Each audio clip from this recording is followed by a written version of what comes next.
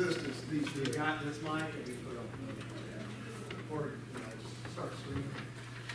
All right, then I need to, we can do it. You want to move this over here, that's, I'm gonna use this. Is that one? That work for you, Lynn? Yeah. Sorry, excuse me. Can you hear me now? Can you hear me now? All right, you hear me now? Okay. I'm going to be talking about BABA, and BABA stands for Build America, Buy America. And the way I'm going to go about this is I like to understand how I got to where I am. And so we're going to go back a journey on down memory lane to see how we got to BABA. And to me, I found some interesting things about this. But we're going to talk about the Buy America Act, American Iron and Steel, the SRF program, and the bipartisan infrastructure legislation. All of this came before BABA. And so, first thing I want to do is talk a little bit about, this is not the first time our country has done this. And the balance of, take a little bit about balance of trade.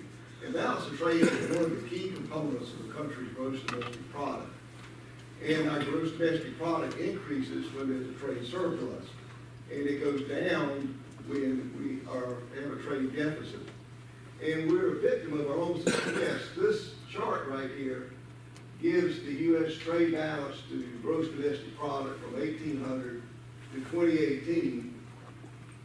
And what you'll see is from 1800 to about 1870, we ran a negative. And basically what that means is we were buying more stuff overseas than we were buying inside this country, when you look at what we were actually in relation to what we were actually producing. Then from 1870 up to 1970, we were selling more overseas than we were buying from overseas. And when you start thinking, well, what caused these two peaks here? This is World War I and this is World War II. So when you got a battle going on and somebody else's country is tearing up their manufacturing capacity, they come to us to buy goods and services. Then we get to 1970, and then we see a steady decline up to where we are today. What was going on in 1970? In 1970, two things in my mind happened. One is we began to talk about globalization. I remember my uncle and my father-in-law were all in the textile business. If you lived in South Carolina, Georgia, Alabama, you probably had somebody related to you that worked in the textile business. All of that started moving out of the country. And that was part of globalization. The other thing that happened is there was a gentleman whose last name was Deming that wrote a book on incremental quality improvements. And he tried to sell it to manufacturers in the U.S., but they wouldn't listen to him, so he went to Japan. And all this stuff, the way it used to be, if you bought something from Japan, it was junk. He showed them how to make things to where they were good products. And I can remember when I started college, people were buying Nissans 280Zs from $1,800, $1,900. It was a great little sports car. It ran forever, and it outlasted the Japanese products, outlasted the American products. So we found people were making things, making quality things. So whereas our quality standards were not what they needed to be, so our economy started to go down with regard to the trade surplus. So where am I going with all of this? The government looks at this, and they have to start to try to figure out, how do we start to fix this with the rules that they have to work with. The first was in 1933, so that's 90 years ago, we had our first Buy American Act. It was the Buy American Act of 1933, and it required the federal government to buy American-made iron, steel, and manufactured goods wherever possible. Then things would go along okay. In 1972, the Clean Water Act came about. And the Clean Water Act started establishing regulations on water being put back into our rivers and streams. And as a result of those regulations, that started another industry on how to clean these effluents up that were going back into these streams so we wouldn't destroy our rivers and streams. Then came about the Surface Transportation Act of 1982, and that was a separate policy known as Buy America. This is our second Buy America that was enacted, and it governed procurements that were funded through the Department of Transportation. So the Department of Transportation entered into the Buy America Act in 1982. And then in 1987, Congress amended the Clean Water Act and created the Clean Water State Revolving Fund to finance projects to improve water quality, which we know is SRF. So that's now that they allow the state to get in the business of being able to finance projects to improve clean water systems. Then we get to 2009, and the American Recovery and Reinvestment Act came about, and it created another standard which applied to all projects with Recovery Act funds. The new Recovery Act standard is distinct from the others in that it superseded the other two requirements for Buy America that would normally apply.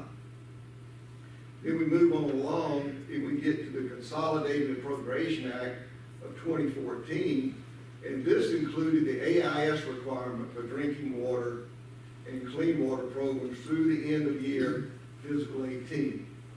This occurred on January the 17th of 2018. 2014, I mean. Then we have the Water Resources and Reform Development Act that made AIS permanent for the Clean Water SRF program, and this occurred on June the 10th of 2014. And then we have America's Water Infrastructure Act of 2018 that extended the AIS requirements for drinking water projects through September 30th of 2023, and this occurred on October 23rd of 2018. And then finally, we get to the Infrastructure Investment and Jobs Act, which is also known as the Bipartisan Infrastructure Legislation Bill, and it made AIS permanent for drinking water SRF projects and added BABA for all projects. So we started in 1933, we get to Bill, and that's when BABA came about. It went into effect on May the 14th of 2022. Why did all this occur? With the SRF program's success, it was recognized that a significant portion of the dollars being expended were actually going outside of our country, which was demonstrated in our chart, where purchased products were cheaper. Taxpayers, while seeing the benefits to our society of the SRF programs, were also seeing their dollars going outside of our country to purchase products rather than using those dollars to purchase items inside of our country. The purpose of both AIS and BABA is to slow the export of our dollars to other countries. This was accomplished by requiring certain components to meet Made in the USA quality criteria, which brings us to BABA. Now, BABA, what it states is none of the funds made available for a federal financial assistance program for infrastructure may be obligated for a project unless all of the iron, steel, manufactured products and construction materials used in the project are produced in the United States. And this, so what I try to explain to people is when you think about BABA, it's easier to think about trying what doesn't BABA cover and make the implicit assumption that BABA covers everything unless it's explicitly exempted. For example, when you look at cement and you look at aggregates, they are excluded from BABA. So the cement companies can import cement, the aggregate companies can import aggregates, and they are not covered by BABA. Whereas if you're buying a pre-stressed concrete beam, that's covered by BABA because that's going to be considered a manufactured product that's made in this country. And BABA applies, again, to all federal financial assistance for infrastructure, not just bill funding, unless covered by a waiver. And this is what I'm going to spend most of my time talking about, is waivers, because it's important that you understand the waivers, because it's your responsibility as loan recipients as well as engineers to know when you probably should be asking for a waiver or what would qualify for a waiver. So first, what is a project? about under VAWA is any activity that's related to the construction, alteration, maintenance, or repair of infrastructure in the U.S. Just as a side note, if you're talking about desks and chairs like y'all are sitting and going here, that wouldn't be covered by VAWA. But the building would be covered by VAWA. The air conditioning systems would be covered by VAWA, but incidentals do not get covered by VAWA.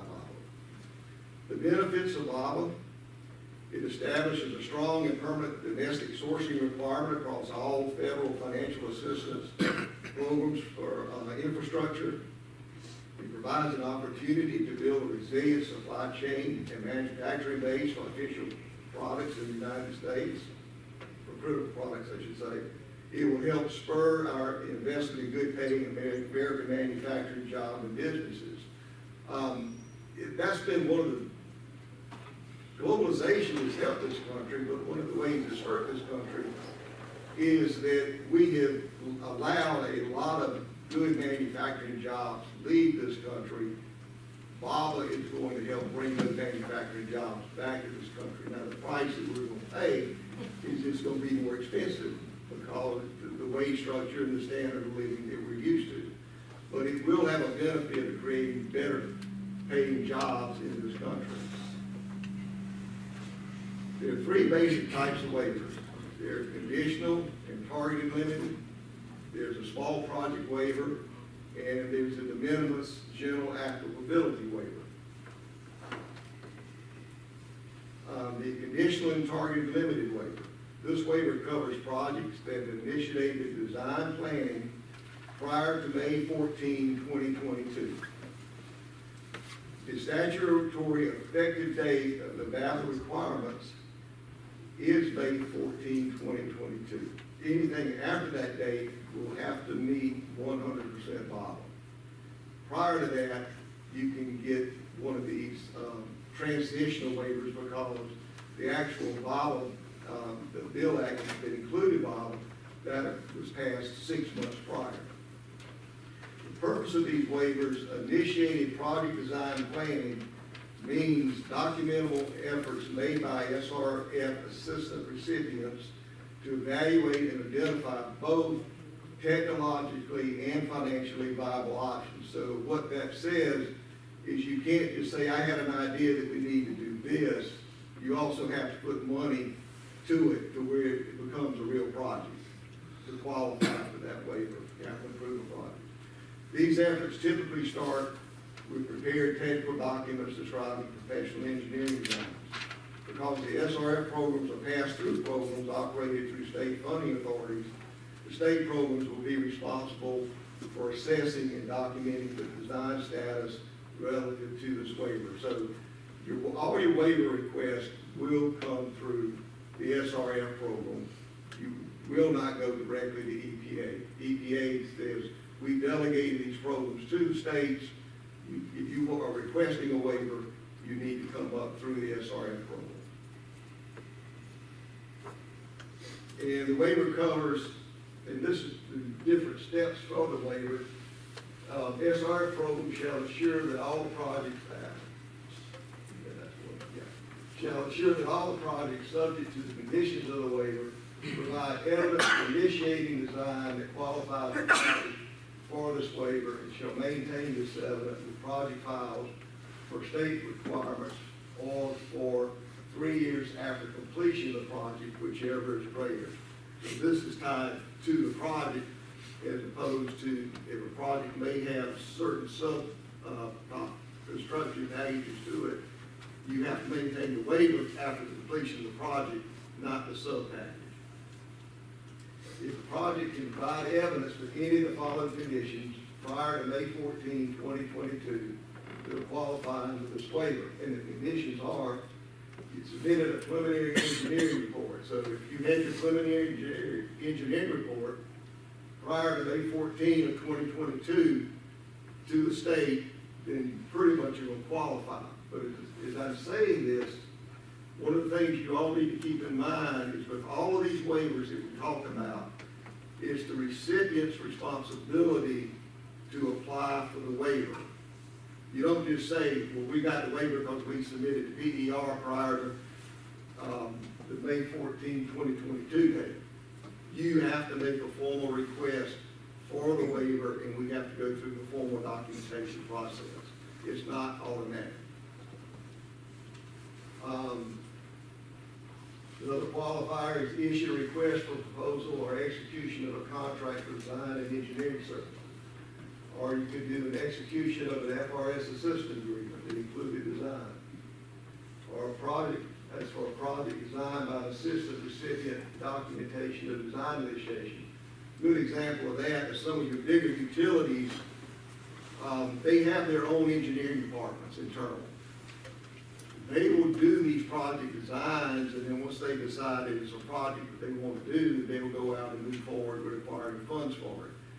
The work that they're doing inside would allow them to qualify for a waiver, even if they had not submitted a PER for that waiver.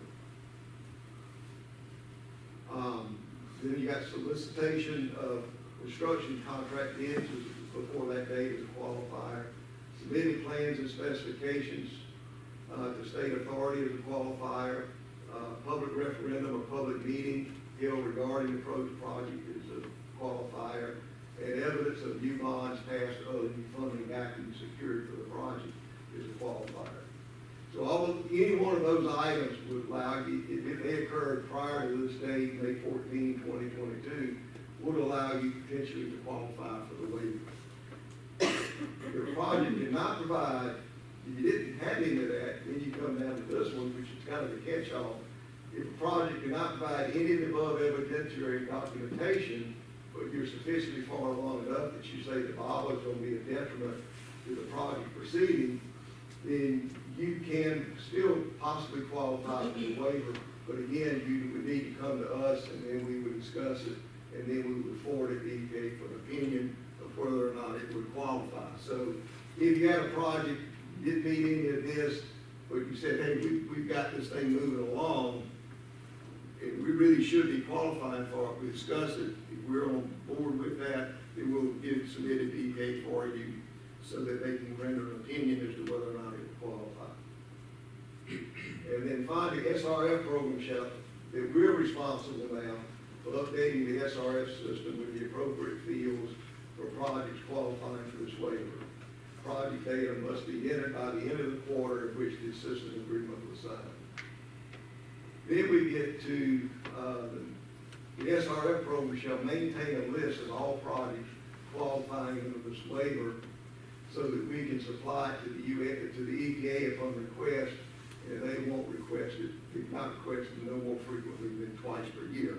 But what that tells you is the EPA is going to be looking at these waivers, there is going to be auditing it, and one of the things I've realized in the brief time I've been with them working in the SRF section is the EPA is very serious about seeing that these projects are operated, these loans and programs are operated according to the rules that they lay out. And they tend for us to comply with that, and they do very thorough audits when they come through to look at what we're doing to make sure that we are compliant. But the information that we would provide to the EPA, the project name, loan number, description of sufficient manufactured products or construction materials, and it'll be up to 10 items. It has significantly more than 10 significant manufactured products. You can include those, but use your best engineering judgment. These are questions that we're going to ask you to provide to us so we can fill in the paperwork that we need to send to EPA. The fourth item here, though, and Eric had mentioned this before, AIS requirements cannot be waived. So there is no such thing as an AIS waiver. This targeted and conditionally targeted limited waiver is intended to allow people to transition from an AIS world to a BABA world, with the BABA world containing AIS. But the EPA's position is you have already been operating with AIS, so there would be no reason for you to come and ask for a waiver to AIS. Then you have a small project waiver, and I find this one fairly intriguing, but this is a general applicability waiver for small projects where system agreements or subawards under system agreements are less than $250,000.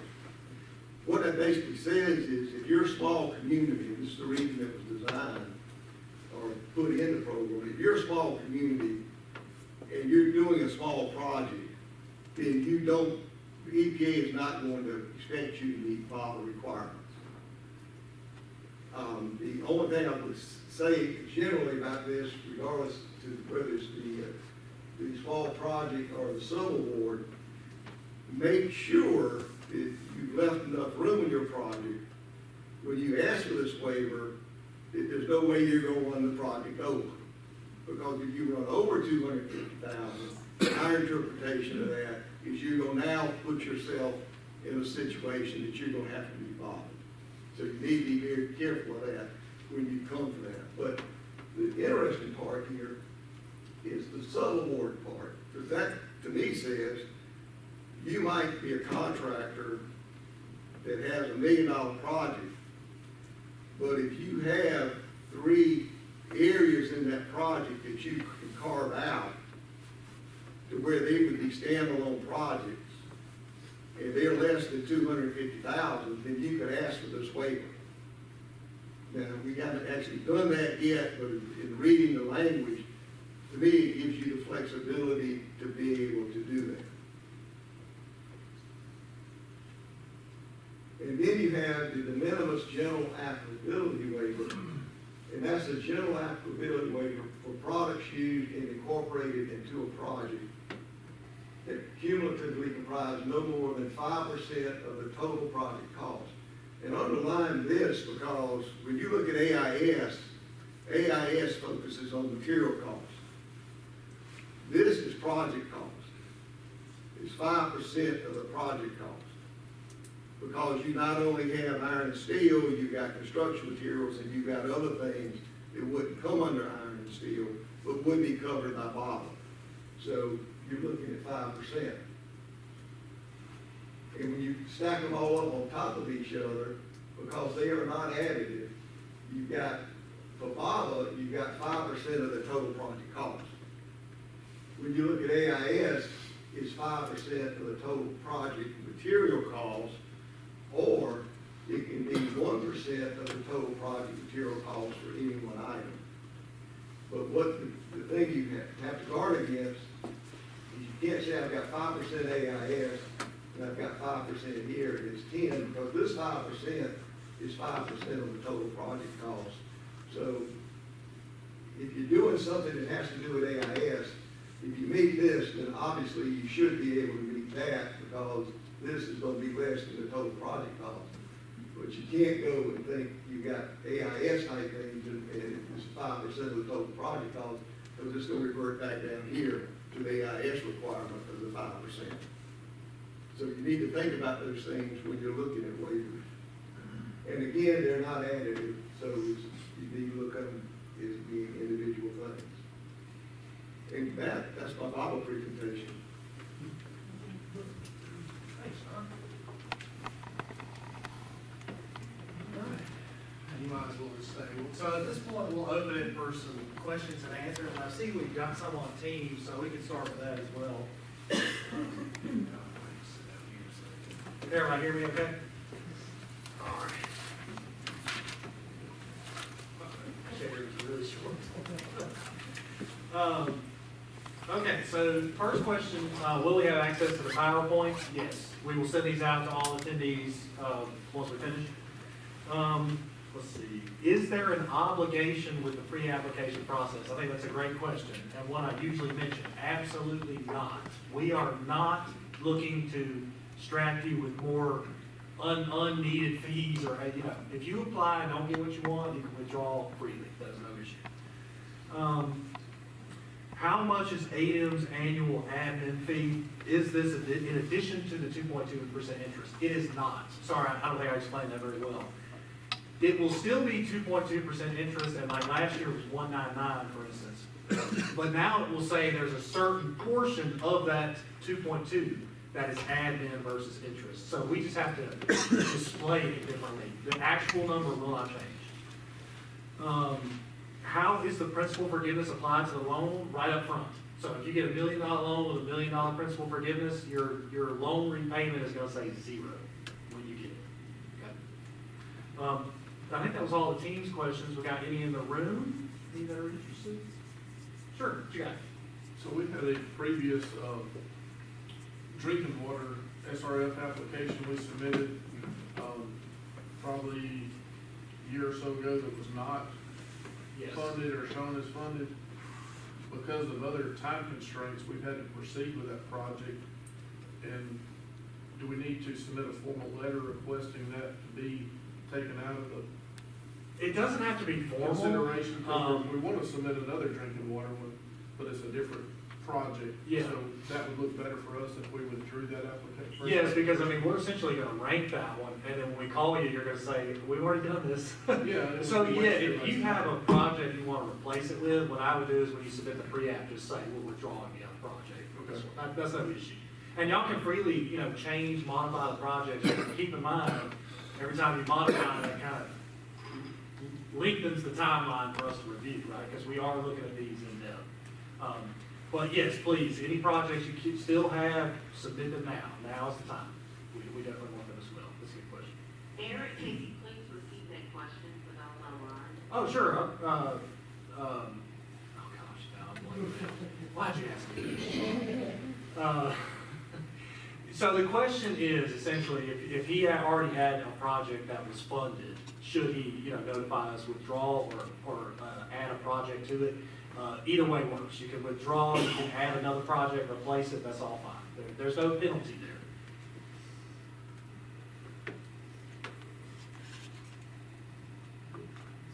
Okay, we do have 3 more questions in the chat. Okay. Did you send them? Can we done? Oh, I got it. Okay, so. Sorry guys, bear with us. Okay, the floodplain description discussed. Will the description notes go in the EID or on the maps? Yes, just somewhere in the EID. What I would do is just put like a title that's, you know, attached floodplain maps and just say, as noted in the maps, there are no issues, you know, with the floodplain map. You know, something, again, just have something where in layman's terms, people can understand when they're reading these, instead of just looking at the map and saying, I don't know what I'm looking at. Do the BIL supplemental general conditions apply to ARPA and SRF construction bids? No. There will be separate ones. Now, with that said, a lot of the same requirements will apply, but you will have separate SGCs for SRF, BIL, and not ARPA, just SRF and BIL. ARPA can be used either one, that's not a problem. It's a little more flexible. And we will be sending out more information on those. Essentially, they're getting drafted up now. We've got some language in our loan docs, as I mentioned earlier, that's still being worked out. And we're working closely with EPA to get that done. So we're hoping any day or week now, we'll send out the updated SGCs and updated BIL information. Some of those loans are starting to close now, and I expect them in the next few months to be all closed, hopefully. Sure. Using all the questions. No, that's no problem. So when we receive an award letter or, you know, approval for funding, it will state in there whether it's ARPA or BIL or what funding source that we're having to work with? That's a good question. I do not believe at this point we do. The question was, if you get a fundability letter, will it say if you're getting ARPA, SRF, BIL? The ARPA ones are very specific. The other ones are a little more general. We'll do a better job of that, though. I'll make sure that everybody's aware. Again, when in doubt, your references are our website. The IUP is for SRF and BIL. The ARPA information update, I think is what we call it at this point, has if you're funded or not in general. That has both. So like I said, it may say you got funded, you know, $1 million, but you're unfunded $400,000. Well, if we told you you're fully funded, what that means is you got $1 million in grant and $400,000 in some other form, SRF, BIL, or home funds. So that should be notated on the website. If you look at the AM, SRF, ARPA website, that should give you all the information you need. If you have any questions, we can confirm or help you from there as well. That should help. And we're trying to keep that up to date as of every Friday at 2. It should be up to date.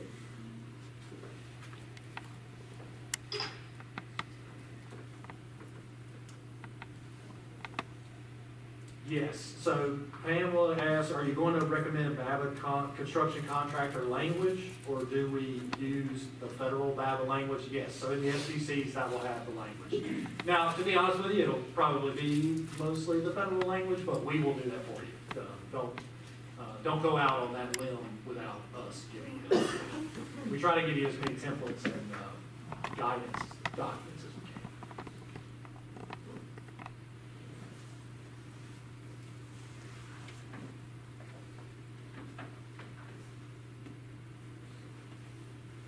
I think that's all we got. Yeah, what you got?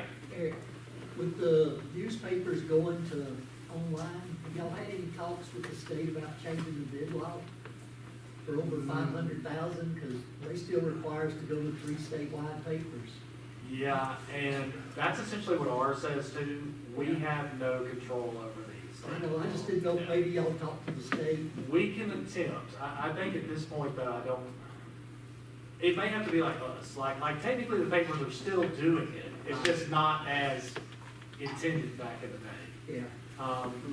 We are thinking we're gonna go to online only, again, tentatively at this point, but the state bid law, yeah, there's no change at this point. He asked if we were going to change the language of the Alabama state bid law to include, the newspaper, essentially going away. Good question. The other thing I wanted to mention with BABA as well is ultimately it is the borrower's responsibility to do these waivers. But what I would tell you is, again, do not get out there in front of it without us confirming. What I'd recommend is you get some documentation from us saying you did get the waiver. Because like John said with the 250,000 thing, say your project's 249,000. If you make that assumption and you go over, you are then no longer eligible, okay? So we will talk to you about that, especially if it's something close. If y'all are applying for the small waiver, we're gonna be very concerned if you're close to 250. It's gotta be 200,000. Now, give yourself some room there. Otherwise, we're gonna conservatively tell you to do it. And again, any questions, please reach out before getting in front. We don't want y'all getting in front and then y'all, that's y'all's cost going forward because you're ineligible. So let us know, we'll give you the guidance documents and the templates so we can make sure it's right. Don't give up. I got another question. Just listening to John, you said there was a waiver if you did like a PER before May of 22? That's correct. Most of our PERs were submitted by then, so That's correct. did we submit to y'all and ask for that waiver? Yeah, essentially, I would just send us something saying, you know, essentially, he said you have to provide documentation showing that. So I would send something saying, all, this pre-app was before, or preliminary report was before May of 22, and therefore there is it. So we could use like the response from your SRF, say we've received it? That's right, yeah. Okay. And then we'll add you, essentially, we're gonna keep a database. That's what, but we are not gonna put you in that database by ourselves. It's gonna be you requesting that, and then Okay. we'll confirm. Thanks. And he had asked, I'm sorry, if what kind of response for the AIS we would get. Again, we will confirm that for you, so when you request a waiver, you will get a response, and you can use that as documentation for the waiver. When will we be notified of the principal forgiveness of the law? Sure, so when you're notified of the principal forgiveness is at what we call the fundability letter. So once we develop our IUP, it goes through notice. We send out letters saying, essentially, here's what you got. So it'll be, you got $1,500,000 principal forgiveness or something of that nature. So sometimes people can be a little confused with principal forgiveness. Again, we don't call it grant because grant comes with a whole nother line of reporting, et cetera, et cetera. But for all intents and purposes, you are getting your loan cut by that amount, you know, up front. So we will tell you that. You'll have essentially, you know, again, $1,500,000, so then your payback will be $500,000 plus 2.2% interest. And if you, I can also do, again, with so many projects, I hesitate saying this, I can also do draft schedules, we can do construction periods, so if it's something you have a question about or you want to see, I have no issue providing that for you ahead of time. I think one of the questions is that before he obligates himself to the loan, Sure. he will know what relative forgiveness is. That's right, and if it's not what you want, you don't have to take it. Again, no obligation. I do not want to put a community in a bad position. We are here to help you, not to saddle you before death, okay? So if it is something you can't afford, let us know, we will work with you. But it has to truly show in the documentation too, because we are reviewing yearly financial audits, and they are official, so we have to go with those. So we need justification why that would change, et cetera, et cetera. But again, if we offer you something and you don't want to take it, you don't have to. I do want to make that clear. Okay? Anything else?